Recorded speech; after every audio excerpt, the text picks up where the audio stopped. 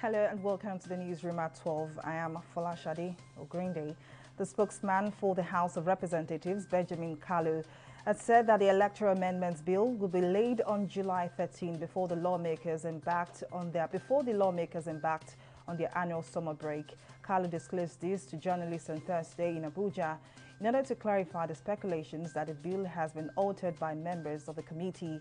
While agreeing that it is the right of every Nigerian to ask questions and express his opinion, the lawmaker insists that the bill must go through the whole 9 yards, and until the report goes through the committee of the whole, it would not become an official document.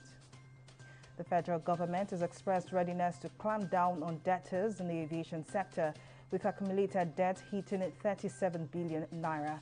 Minister of Aviation Hadi Sirika at the weekly ministerial briefing yesterday said By Courtney Aviation Services Limited and Arik Airline are in the pole positions of debtors to various aviation agencies. Sirika had in November 2020 said the local airline's total debt burden to regulatory agencies stood at 22 billion naira. The Kwara State Elders Caucus of the All Progressives Congress on Thursday has called for the immediate suspension of the Minister of Information and Culture, Lai Mohammed, over alleged factionalization of the party, among other anti-party actions. They also called for Mohammed's removal as a minister, describing him as unfit to represent the interests of Kwara State indigents. However, another faction of APC loyal to the minister threatened to invoke Section 21 of the party's constitution on the state governor, Abdurrahman Abdurrazak, for alleged anti-party activities. The Australia Royal Melbourne Institute of Technology and its partners have produced an instant COVID-19 sensor that can detect the presence of tiny amounts of the COVID-19 virus. The sensor unveiled by the university on Friday can detect the presence of tiny amounts of the COVID-19 virus and its variants within a minute to provide the all clear for someone to enter the work environment. Researchers had successfully created a prototype, and they say the technology would be manufactured in Australia with future applications in essential workplaces and high-traffic settings, including hospitals, aged care, quarantine hotels, airports and schools. The Nigeria Customs Service said on Thursday that it collected over 1 trillion naira between January and June 2021 as revenue for the Federation.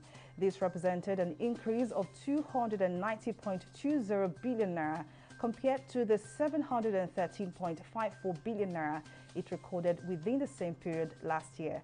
According to the Customs Public Relations Officer Joseph Atta, the agency's revenue profile had continued to be on the increase due to ongoing reforms which exploited the potential of technology.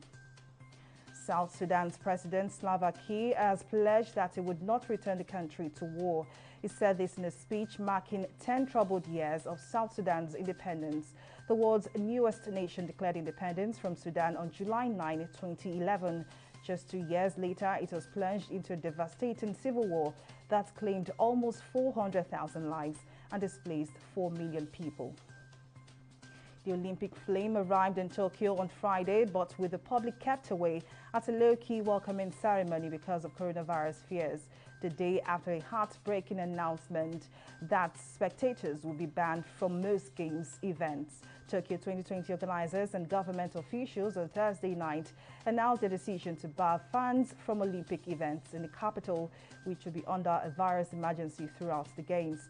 Before the flame arrived, 5 male trumpet players dressed in suits played a rousing melody under a gazebo to shelter them from the drizzle in front of only journalists and a handful of officials. That's it on our update at this hour. Do join us at 1. I am Folashade Ogrinde.